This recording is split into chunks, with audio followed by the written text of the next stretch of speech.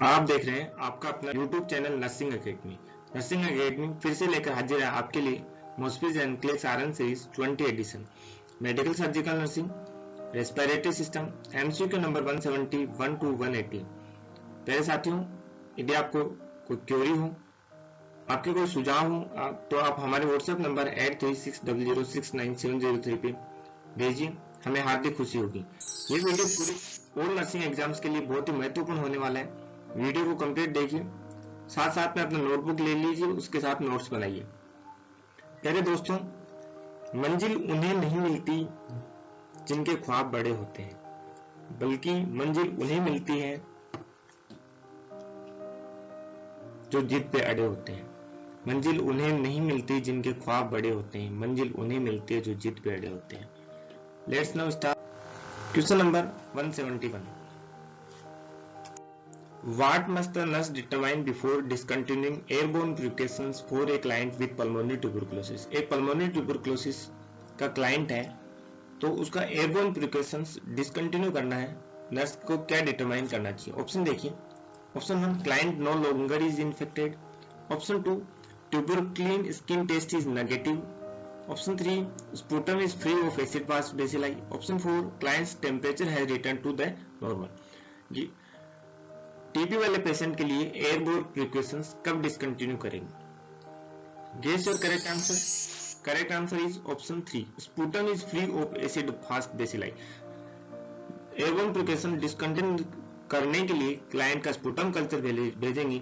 यदि उसके अंदर एसिड फास्ट बेसिलाई नेगेटिव है, then airborne precaution should be can stop.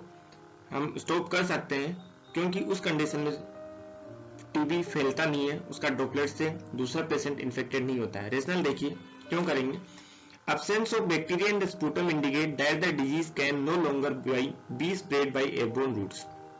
यदि कोई क्लाइंट जिसका स्पुटम के अंदर acid fast bacilli bacteria negative है, तो वो इंडिकेट कर रहा है कि that disease can not longer spread by airborne route, तो उसके एयरबोर्न रूट से डिजीज स्प्रेड नहीं होगी। Treatment is over an extended period. Eventually, the client may not have an active disease, but still remain infected. Treatment course पूरा हो गया है, उसका मेडिकल ट्रीटमेंट पूरा हो गया है। इसका मतलब ये नहीं कि वो दूसरे क्लाइंट को इन्फेक्टेड नहीं कर सकता। उसका मतलब ये है कि उसके अंदर एक्टिव डिजीज नहीं है। Once an individual has been infected, the test will always be positive. यदि कोई क्लाइंट इन्फेक्टेड हो गया है, तो उसके अंदर ट्यूबरकुलिन स्किन टेस्ट या मोन्टेक्स टेस्ट हमेशा पॉजिटिव आता है, क्योंकि उसके अंदर एंटीबॉडीज डेवलप हो जाते हैं। Temperature has return to the normal is not evidence that the disease can not be transferred. Client का टेम्परेचर नॉर्मल हो गया है, इसका मतलब ये नहीं है कि टीबी ट्रांसमिट नहीं होगी। इसका मतलब ये होता है कि क्लाइंट का टेम्परेचर करेक्ट हो गया है, नॉर्मल है, then this client may also spread the tuberculosis. Mycobacterium tuberculosis को कौन सी स्टेनिंग से स्टेन किया जाता है? कमेंट बॉक्स में लिख के बताइए। आपके लिए असाइनमेंट है आज का, कौन सी स्टेनिंग से स्टेन करते हैं माइकोबैक्टीरियम ट्यूबरकुलोसिस को। Question number 172। What intervention should the nurse anticipate will be order for a client who has a leak of thoracic duct following radical neck surgery? Select all that apply. एक client है जिसको radical नेक surgery या radical neck dissection, जिसे R&D भी बोलते हैं, उसका thoracic duct leak कर रहा है, तो नर्स कौन सा इंटरवेंशन एंटिसिपेट करेगी? Select all apply. निम्न ऑप्शंस में सिलेक्ट करने हैं। ऑप्शन देखिए। Option 1, bed rest to conserve energy. Bed rest के लिए बोलेगी, एनर्जी को कंजर्व करने के लिए। Option 2, chest tube to drain the fluid. Chest tube fluid को बाहर निकालने के लिए चेस्ट ट्यूब डालेंगे। Option 3, high fat diet to provide calories. Calories के लिए हाई फैट डाइट एडवाइस करेगी। या option 4, rectal tube to prevent distension. Abdomen distension के लिए रेक्टल ट्यूब डालनी चाहिए। Option 5, total parenteral nutrition to boost immune defences. Immune defences को boost करने के लिए टोटल पेरेंटल न्यूट्रिशन प्रोवाइड कराएगी। Guess your correct answer. कौन कौन से ऑप्शन सही हो सकते हैं? सोचिए, अपने दिमाग की बत्तियां जलाइए, कमेंट बॉक्स में लिखिए। Correct answer is option 1, bed rest to conserve energy. High fat diet should be contraindicated to provide calories. And option 5, total parenteral nutrition to boost immune defences. तो कौन कौन से ऑप्शन सही होंगे? Bed rest, high fat diet and total parenteral nutrients to boost immune defences. Rationale देखिए कैसे होंगे। Bed rest is recommended. Bed rest हम क्यों रिकमेंड करेंगे? Because lymphatic flow increase with activity, क्योंकि लिम्फेटिक फ्लो है वो एक्टिविटी के साथ इंक्रीज हो जाता है। तो जो थोरेसिक डक्ट का लीकेज हो रहा है, क्वेश्चन कह रहा है कि थोरेसिक डक्ट में लीकेज है, तो उस लीकेज से हम बेड रेस्ट एडवाइस करेंगे तो लिम्फेटिक फ्लो कम होगा। Chest tube drain the leaking chyle from the thoracic area. Chest tube drain chyle leak करेगी थोरेसिक एरिया से। चेस्ट ट्यूब जो फ्लूइड है उसका ड्रेन के लिए काम में लेते हैं। Next, high fat diet is contraindicated because it increase the production and flow of the chyle. High fat diet chyle का प्रोडक्शन बढ़ाएगी, then should be contraindicated. Rectal tube has no relationship to the drainage of Kyle from the thoracic area. Kyle का production thoracic area में होता है, नहीं कि abdominal area में। Then rectal tube gas को बाहर निकालने के लिए, एफ्लक्शंस के लिए काम में लेते हैं, तो थोरेसिक रीजन के लिए इसका कोई यूज नहीं है। Then should be eliminated this option. TPN, total parental nutrition boost immune defenses, provide nutrition and decrease thoracic duct flow। Total parenteral nutrition क्या करेगा? बॉडी का इम्यून डिफेंस को बढ़ाएगा, न्यूट्रिशन प्रदान करेगा और जो थोरेसिक डक्ट फ्लो है उसको कम करेगा। Next question number 173, a client has a laryngotomy and radical neck dissection for cancer of the larynx. Larynx cancer के लिए एक क्लाइंट का लेरिंगोटोमी हुआ है। लेरिंगोटोमी का मतलब लेरिंग्स को हटाना। रेडिकल नेक डिसेक्शन का मतलब RND, ये सर्जिकल प्रोसीजर होता है, कैंसर के लिए करते हैं। To tube from the area of incision are connected. Incision का जो एरिया वहां से 2 ट्यूब कनेक्ट किए हैं to portable wound drainage system, portable wound drainage system के साथ। Inspection of the neck reveal moderate oedema. Neck का जब इंस्पेक्शन किया है, ऑब्जर्व किया है, तो उसके नेक में मॉडरेट एडिमा प्रेजेंट है। Even though the drainage system are functioning, but परंतु ड्रेनेज सिस्टम प्रॉपर काम कर रहा है। For which clinical indicator should the nurse assess the client. कौन सा क्लिनिकल इंडिकेटर नर्स को असेस करना चाहिए? ऑप्शन देखिए। Option 1 crackles, option 2 restlessness, option 3 loss of gag reflex, option 4 cloudy wound drainage. ये जो करेक्ट आंसर, सही उत्तर सोचिए। Correct answer is restlessness. तो मॉडरेट एडिमा की वजह से क्या होता है? क्लाइंट के अंदर जो ब्रेन है उसके अंदर प्रॉपर ऑक्सीजन नहीं पहुंच पाती। Then this one is show that restlessness. यदि वो रेस्टलेसनेस शो कर रहा है तो nurse should assess the client. Rationale देखिए, समझिए कैसे, ध्यान दीजिए। The client has a high risk of airway obstruction from the oedema. Oedema की वजह से क्लाइंट का एयरवे है वो ऑब्स्ट्रक्ट हो सकता है, उसमें रुकावट आ सकती है। Restlessness and dyspnoea indicates cerebral hypoxia. Client के अंदर रेस्टलेसनेस और dyspnoea, difficulty in breathing, cerebral hypoxia को इंडिकेट करेंगे, मतलब उसके ब्रेन को प्रॉपर ऑक्सीजन नहीं मिल पा रहा। कारण क्या है? एडिमा की वजह से क्या हो गया? उसमें ऑब्स्ट्रक्शन हो गया। Crackles come from the alveoli. Crackle sound alveoli के द्वारा आती है, पार्ट ऑफ लोअर एयरवे, जो कि एक लोअर एयरवे का पार्ट है। The surgery involve the upper airway, जबकि क्वेश्चन में क्या कह रहा है कि सर्जरी किसका हुआ है? लेरिंग्स का, मतलब वो अपर एयरवे का पार्ट है। There is no evidence of abdominal distending. Client के अंदर एब्डोमिनल डिस्टेंस का कोई एविडेंस नहीं है। Then crackles option should be eliminated. Loss of the gag reflex is unimportant. Gag reflex का लॉस होना अनइम्पोर्टेंट है। क्यों? The pharyngeal opening is sutured closed and the tracheal stoma is formed. Pharyngeal opening को suture कर दिया गया, बंद कर दिया गया और ट्रेकियल स्टोमा बना दिया गया है। The trachea is anatomically separate from the oesophagus. Gag reflex oesophagus से रिलेटेड है, इसका एनाटोमिकली ट्रेकिया से कोई संबंध नहीं। Then this option is also should be eliminated. Cloudy drainage में इंडिकेट इन्फेक्शन। यदि किसी क्लाइंट में क्लाउडी ड्रेनेज हो रहा है तो इन्फेक्शन को इंडिकेट कर रहा है। However it is not an immediate post operative complication. Cloudy drainage एक इमीडिएट पोस्ट ऑपरेटिव कॉम्प्लिकेशन नहीं है, इसको होने में टाइम लगता है। देन इस क्वेश्चन का करेक्ट आंसर क्या होगा? रेस्टलेसनेस। रेस्टलेसनेस क्यों होगा? क्योंकि एडिमा के कारण एयरवे ऑब्स्ट्रक्ट हो गया है। देन एयरवे ऑब्स्ट्रक्ट होने के कारण क्लाइंट को रेस्टलेसनेस एंड डिस्ने हो सकता है, जो कि सेरेब्रल हाइपोक्सिया को इंडिकेट करेगा। नेक्स्ट क्वेश्चन नंबर 174, इस वीडियो का बहुत ही इंपॉर्टेंट क्वेश्चन है। What should the nurse include in the plan of care for a client who just has total laryngotomy. एक क्लाइंट जिसको अभी जस्ट टोटल लेरिंगोटोमी हुआ है, उसको प्लान ऑफ केयर में नर्स को क्या इंक्लूड करना चाहिए? ऑप्शन देखिए। Option 1 instruct the client to whisper.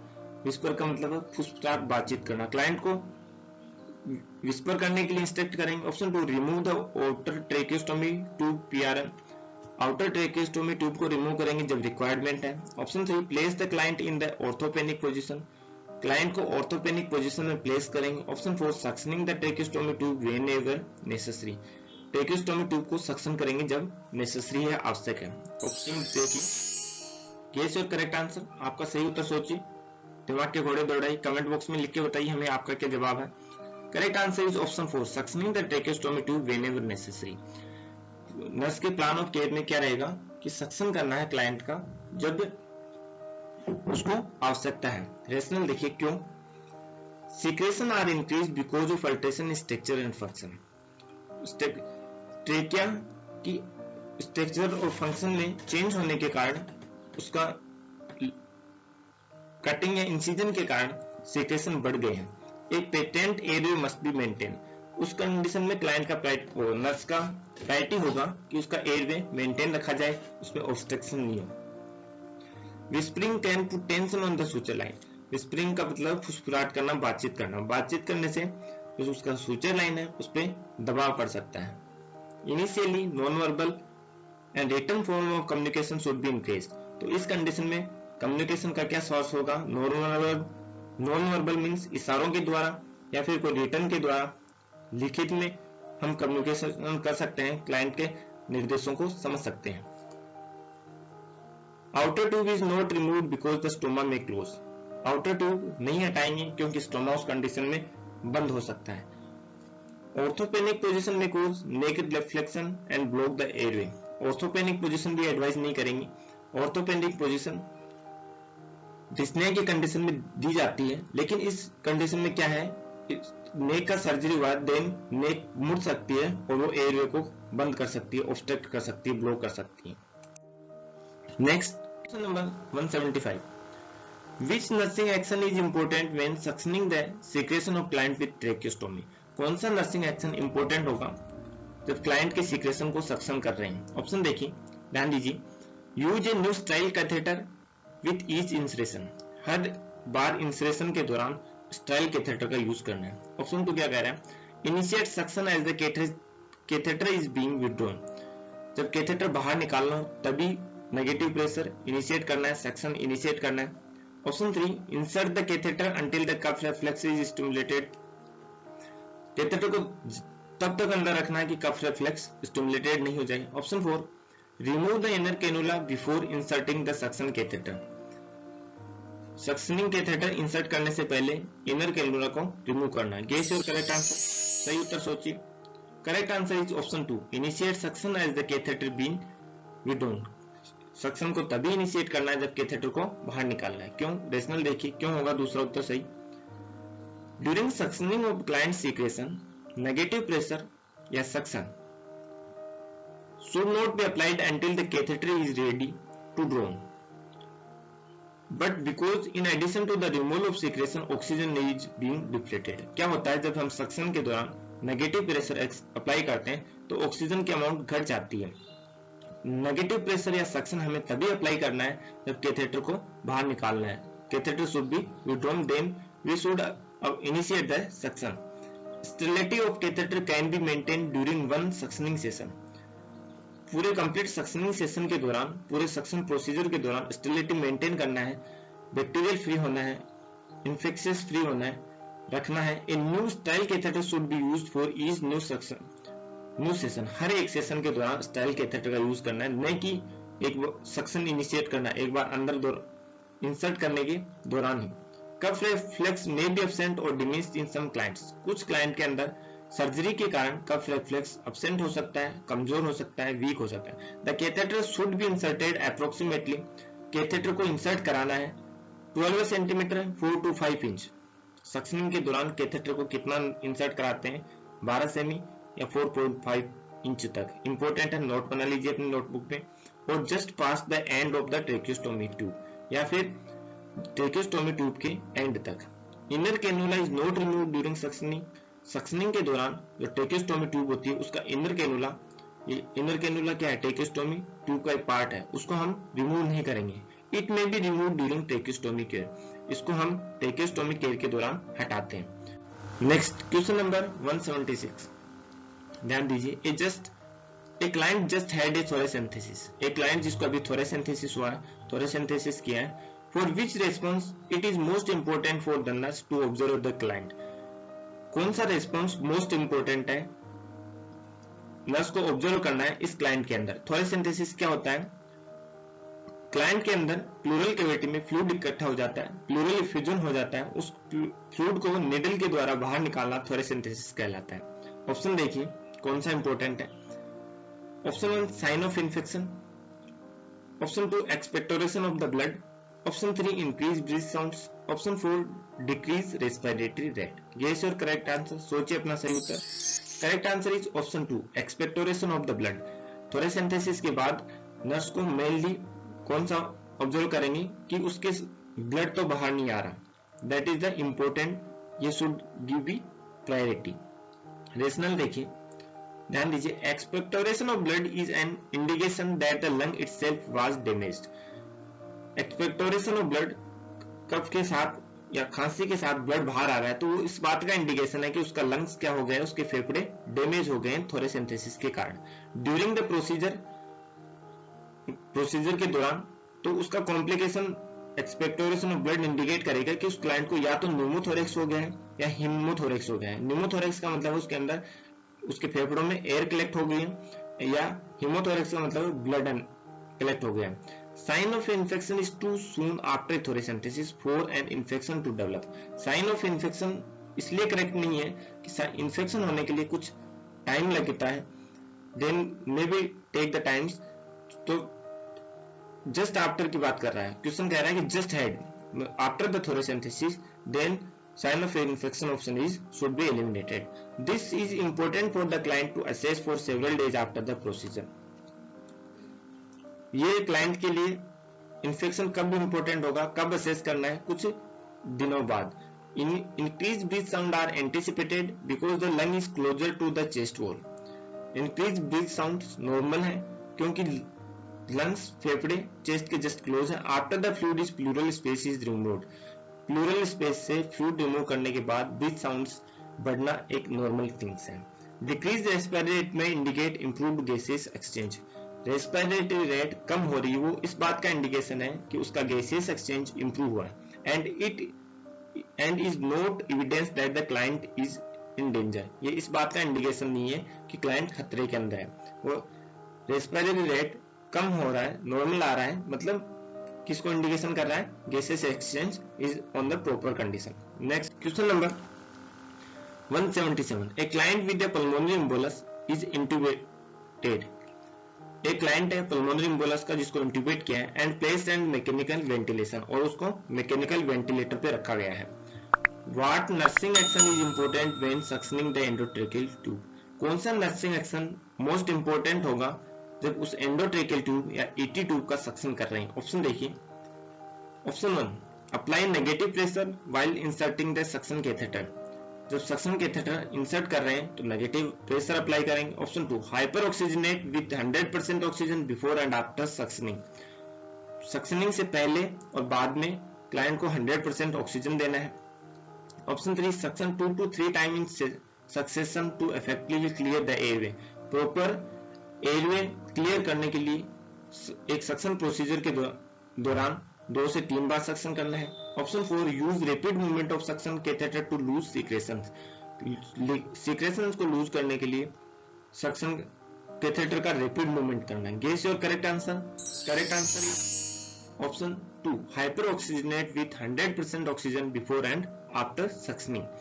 Most important action क्या रहेगा कि जब ईटो ट्यूब का सक्शन कर रहे हैं तो सक्शनिंग के दौरान हमें 3 बातें ध्यान रखनी है। मेन 3 इंपॉर्टेंट पॉइंट्स हैं। सक्शन शुरू करने से पहले और बाद में हाइपर ऑक्सीजनेट करना है। सक्शन का एक शेड्यूल, एक सेशन 10 सेकेंड से ज्यादा नहीं होना चाहिए। 10 सक्शन कैथेटर का insert 12 centimetre 4 to 5 inch insert कराना है। और सक्शन का इनिशिएट हम जब बाहर निकाल रहे हैं सक्शन कैथेटर को, नेगेटिव प्रेशर तब अप्लाई करना है। रेशनल देखिए, suctioning also remove oxygen which can cause cardiac डिसरिथमिया, cerebral hypoxia. Suctioning procedure lung से या बॉडी से ऑक्सीजन रिमूव करता है, उसके साथ ऑक्सीजन भी बाहर आता है। देन क्लाइंट को कार्डियक डिसरिथमिया भी हो सकता है या उसके ब्रेन में भी ऑक्सीजन की कमी हो सकती है। The nurse should try to prevent this by hyper oxygenated. अब इसका सॉल्यूशन कैसे करेंगे? इसका सॉल्यूशन ये है कि इस क्लाइंट को सक्शनिंग से पहले, before and after the suctioning should be hyper oxygenated. Suction should be applied only while removing the catheter to prevent trauma to the trachea. Suction या नेगेटिव प्रेशर तभी अप्लाई करना है जब सक्शनिंग ट्यूब को हम बाहर निकाल रहे हैं। बार बार अप्लाई करने से क्लाइंट के ट्रेकिया को ट्रोमा हो सकता है, उसका म्यूकोसा डैमेज हो सकता है। Suction only as needed, excessive suctioning irritate the mucosa. जब जरूरत है, जब सिक्रेशन ज्यादा आ रहे हैं तभी सक्शनिंग करना है। यदि ट्रेकिया ड्राई है then we should not go for suctioning. यदि ऐसा सक्शनिंग किया तो म्यूकोसा डैमेज हो सकता है और उसका इरिटेट हो सकता है। Then should develop the production of secretions. Rapid movement of suction catheter to loose secretions में cause tracheal damage. Suctioning catheter का रैपिड मूवमेंट बार बार अंदर बाहर करने से सिक्रेशंस लूज हो जाएंगे और वो ट्रेकिया को डैमेज कर सकते हैं। Next question number 178. In the first hour after radical neck dissection, 40 ml of medium red bloody fluid obtained from the client's drainage system. What should the nurse do? Select all the apply. एक client जिसको RND या radical neck dissection हुआ है, उसका first over के अंदर fluid निकला है क्लाइंट के ड्रेनेज सिस्टम में 40 ml, 40 ml median red blood colour का। तो नर्स को क्या करना चाहिए? Select all that apply. निम्न में से जो ऑप्शन करेक्ट है वो आप सिलेक्ट करने हैं। ऑप्शन देखिए, टेक वाइटल साइन लेना है। Option 2 change the dressing change करनी है। Option 3 apply pressure over the site, सब साइट के ऊपर प्रेशर अप्लाई करना है। Option 4 elevate the lower extremity को एलिवेट करना है। Option 5 notify the health care provider. Yes और करेक्ट आंसर, सही उत्तर का जवाब दीजिए, कमेंट बॉक्स में लिखिए। Correct answer is take vital signs and notify the health care provider. Correct answer क्या होगा? रेडिकल नेक डिसेक्शन के दौरान यदि 40 ml medium red bloody fluid प्राप्त हो रहा है, देन वाइटल साइन रिकॉर्ड करना है एंड हेल्थ केयर प्रोवाइडर को नोटिफाई करना है। क्यों ऐसा क्यों करेंगे? रेशनल देखिए, समझिए। प्यारे साथियों, आपने अभी तक नर्सिंग एकेडमी यूट्यूब चैनल को सब्सक्राइब नहीं किया है तो ऐसे ही मजेदार क्वेश्चंस को अच्छी तरह समझने के लिए सब्सक्राइब कर लीजिए और घंटे वाला बटन जरूर दबा लेना है ताकि जैसे ही नए वीडियो अपलोड हो नोटिफिकेशन सबसे पहले आपको मिल सके। रेशनल देखिए, it is an excessive amount of drainage. कितना ड्रेनेज था क्वेश्चन के अंदर? 40 ml। कितने टाइम में? फर्स्ट 1 घंटे के दौरान। 80 to 120 ml of drainage is expected in the first 24 hours post-operatively. RND के जस्ट बाद 24 घंटे के तक यदि ड्रेनेज 80 से 120 ml आता है, that is the normal. Vital signs should be taken to determine the systemic response to blood loss. तो इस ब्लड लॉस के कारण, अधिक सीक्रेशन के कारण यदि कोई सिस्टमेटिक रेस्पॉन्स क्या आया है, क्लाइंट शॉक की कंडीशन में तो नहीं चला गया, तो इसलिए उसका वाइटल साइन रिकॉर्ड करना इंपॉर्टेंट है। Face post operative dressing should not be disturb. 1 घंटे के बाद ही क्लाइंट का ड्रेसिंग चेंज करना नॉनसेंस थिंग्स है, इंपॉर्टेंट नहीं। और ड्रेसिंग का रोल हेल्थ केयर प्रोवाइडर का होता है, नर्स का रोल नहीं होता। बिकॉज द मैनिपुलेशन क्यों नहीं करेंगे? क्योंकि ड्रेसिंग चेंज करेंगे, ड्रेसिंग का मैनिपुलेट करेंगे, manipulation can cause further bleeding. ये आगे फर्दर ब्लीडिंग इंप्रूव कर सकता है। It can be reinforced by the nurse if the needed. यदि जरूरत है तो नर्स को किसको इन्फॉर्म करना है? हेल्थ केयर प्रोवाइडर को। Health care provider should change the first dressing. First time dressing कौन चेंज करेगा? Health care provider. Pressure should be applied in the event if life threatening haemorrhage. यदि life threatening haemorrhage हो रहा है तो pressure apply कर सकते हैं, बट इस कंडीशन में क्यों अप्लाई नहीं करेंगे? But the blood is contained with in the drainage system. But blood जो बाहर निकल रहा है वो ड्रेनेज सिस्टम के अंदर बाहर निकल रहा है। Appropriate intervention can prevent haemorrhage. इस कंडीशन में ब्लीडिंग को रोकने के लिए एप्रोप्रिएट इंटरवेंशन अप्लाई करेंगे, न कि प्रेशर अप्लाई करेंगे। उसको एंटी ब्लीडिंग ड्रग्स दे सकते हैं जो ब्लीडिंग को रोकते हैं, जैसे इंजेक्शन ट्रेनेक्सा, टर्लीज दे सकते हैं। Head of the bed is kept elevated after neck surgery to decrease oedema. Oedema को रोकने के लिए जो बेड है उसका हेड एलिवेटेड रखा जा सकता है, बट उस पर प्रॉपर ऑब्जर्वेशन रखना है। क्योंकि वो एयरवे को ब्लॉक कर सकता है, कॉम्प्रोमाइज कर सकता है, और then should develop the cerebral hypoxia, cardiac dysrhythmia. This is an excessive amount of drainage. The healthcare provider should be notified. Healthcare provider को notify क्यों करेंगे? क्योंकि नॉर्मल कितना ड्रेनेज होना चाहिए? 80 से 120 ml of drainage within the first 24 hour after the radical neck dissection. But इसके अंदर कितना है? 1 घंटे में कितना है? 40 ml within the 1 hour. Next question है हमारा 179. The nurse should refer a client to the pulmonary clinic for suspected tuberculosis based on which clinical indicator reported during the initial client interview. Select all apply. एक client जिसको refer किया गया है pulmonary clinic में, tuberculosis suspected है, कौन से clinical indicator या कौन से क्लिनिकल साइन के आधार पे जो क्लाइंट का फर्स्ट इनिशियल इंटरव्यू है ये डिसाइड करेगी कि इसको ट्यूबरक्लोसिस हो सकता है। सिलेक्ट ऑल अप्लाई, निम्न ऑप्शन में से सिलेक्ट करना है। प्यारे साथियों, यदि आपने हमारी वीडियो नहीं देखे तो हमारी जो नर्सिंग एकेडमी ऑनलाइन प्लेटफॉर्म है, यूट्यूब चैनल है, उसके प्लेलिस्ट में जाइए, उस सारे जो मोस्टली बुक है उसका सारों का वीडियो बना हुआ है। आप एक एक करके अपना बुक खोल के साथ में उन वीडियो को पढ़िए, अच्छी तरह समझिए, वो इजी भाषा में एकदम एक वर्ड का शानदार भाषा में समझाएगा। चलिए इस क्वेश्चन का ऑप्शन देखते हैं।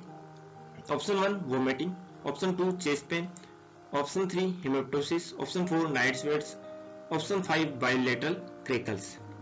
तो सस्पेक्टेड ट्यूबरक्लोसिस वाले क्लाइंट में कौन कौन सा क्लिनिकल इंडिकेटर होंगे? यस और करेक्ट आंसर, सोचिए अपना सही उत्तर। Correct answer is option 3 haemoptysis and night sweats. Rationale देखिए, मैंने आपने हमारा लास्ट वाला वीडियो नहीं देखा तो देखिए, उसमें मैंने ट्यूबरक्लोसिस के मेन इंपॉर्टेंट साइन बताए आपको। डिस्कस करते हैं। Vomiting is associated with GI obstruction और कैंसर। वोमिटिंग क्यों करेक्ट नहीं है? वोमिटिंग का रिलेशन पल्मोनरी सिस्टम से नहीं है। Vomiting is related to GI obstruction या फिर गैस्ट्रो कैंसर्स, या कैंसर की कंडीशंस में वोमिटिंग हो सकता है जिसका कीमोथेरेपी चल रहा है। Chest pain is associated with the variety of respiratory condition. भिन्न भिन्न प्रकार के कंडीशन में चेस्ट पेन हो सकता है, that is not related to specific for the tuberculosis, जैसे प्लूराइटिस, प्लूरल इफ्यूजन, इनमें भी चेस्ट पेन हो सकता है। Then we should eliminate the chest pain. Erosion of lung tissue causes blood in the sputum. Lung tissues का erosion हो गया है, म्यूकोसा डैमेज हो गया है, लंग टिश्यूज स्कार या डैमेज हो गए, तो देन द स्पुटम के साथ ब्लड आ सकता है। It is a classical sign of tuberculosis. Erosion of lung tissues, haemoptysis is the classical sign of tuberculosis. Increase body temperature cause profuse diaphoresis is a classical sign of tuberculosis. Night sweats, रात के अंदर पसीना आना, body temperature का बढ़ना, diaphoresis होना TB का classical sign है। Bilateral crackle are associated with excess fluid volume. Bilateral crackle sounds lungs के, बायलेटरल का मतलब है दोनों साइड में, राइट और लेफ्ट थोरैक्स में। क्रेकल साउंड का मतलब फ्लूइड एक्यूमुलेट होने के कारण क्रेकल साउंड सुनाई देती है। Then this option is also should be eliminated. तो ट्यूबरक्लोसिस का मेन इंपोर्टेंट साइंस होंगे fatigue, haemoptysis and night sweats. Late sign होगा हेमेप्टोसिस। हेमेप्टोसिस का मतलब होता है स्पुटम के साथ ब्लड का आना। Next question number 180। A nurse must administer streptomycin 1 gram IM to a client with tuberculosis। एक टीबी का क्लाइंट है जिसको 1 ग्राम स्ट्रेप्टोमाइसिन एडमिनिस्टर करना है। The while contain 500 mg per ml। While के अंदर जो वाइल है स्ट्रेप्टोमाइसिन का, जो कंपनी ने बना के दिया है, उसके अंदर 1 ml में 500 मिलीग्राम स्ट्रेप्टोमाइसिन है। कितना milligram? 500 ml। How much solution should the nurse administer. नर्स को कितना सोल्यूशन एडमिनिस्टर करना चाहिए? Guess your correct answer, calculate करिए। कैलकुलेट करके लिखिए कमेंट बॉक्स में। Correct answer is 2 ml। कितना है? 2 ml। कैसे आएगा? देखिए क्वेश्चन कह रहा है कि स्ट्रेप्टोमाइसिन कितना है? 1 ग्राम। IM देना है, वाइल के अंदर कितना प्रेजेंट है? 500 ml पर ml है। तो फॉर्मूला क्या होता है? Desired dose upon available dose is equal to x, जो हमें कैलकुलेट करना है, बाई 1। डिजायर्ड डोज कितनी है? 1 ग्राम। कितना देना है? 1 ग्राम। तो इसको हम यूनिट ए करेंगे, यूनिट ए करेंगे तो कितना? 1000। कितना आएगा? 1000 मिलीग्राम।